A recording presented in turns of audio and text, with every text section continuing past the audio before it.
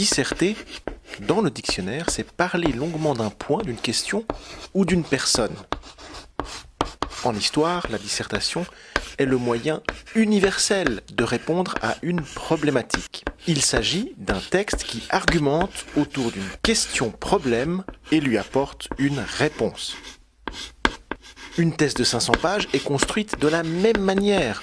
L'auteur pose une problématique, argumente les différents éléments et enfin apporte une réponse.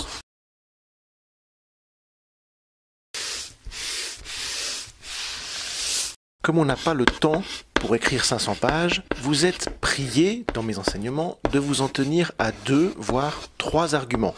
Une dissertation se compose donc d'abord d'une introduction, ensuite d'un développement et enfin d'une conclusion.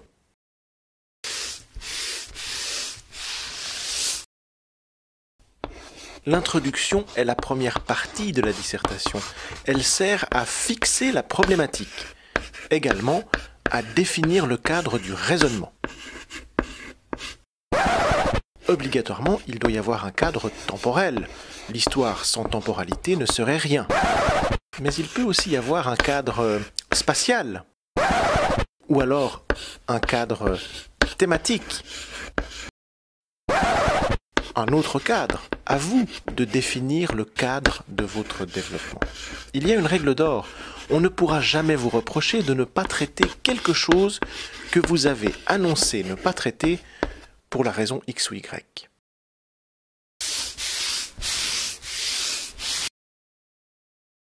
Un conseil pour l'introduction. Travaillez votre incipit, incipit.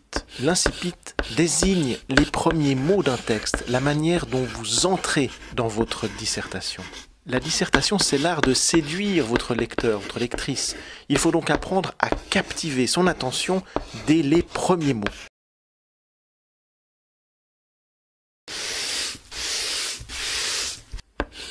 Venons-en au développement.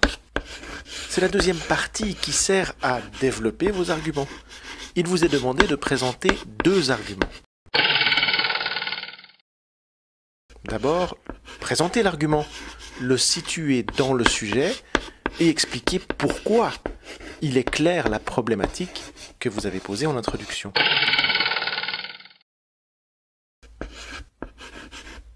Évidemment, avec le deuxième argument, vous refaites le même travail. Présenter, situer dans le sujet, expliquer.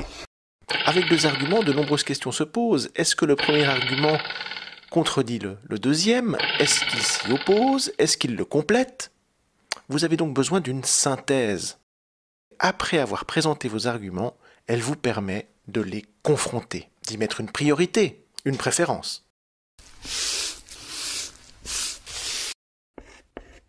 Petit conseil. Sous-entendre est toujours mieux que d'écrire ce que vous faites. Si vous écrivez « j'ai choisi comme premier argument de présenter » ou alors « ma synthèse serait de », c'est pas très intéressant.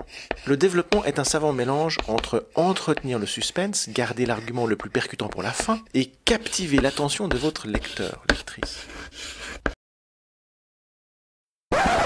Remplacé par, on pourrait penser qu'en observant les apports de Fernand Braudel, nous a appris que la contradiction entre A et B paraît évidente, etc.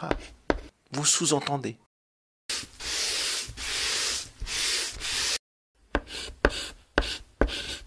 La conclusion, c'est la dernière partie de votre dissertation. Elle doit inclure 2 éléments. La réponse et un prolongement. Vous devez répondre à la problématique posée en introduction. Avec votre réponse, vous avez progressé la science historique. Bravo! Dès lors, de nouvelles interrogations, impossibles à connaître sans avoir résolu la problématique, apparaissent. Il s'agit ici de les énoncer. Petit conseil. Avancez. Ne reposez pas la même question que celle contenue dans la problématique. Ça voudrait dire que vous tournez en rond.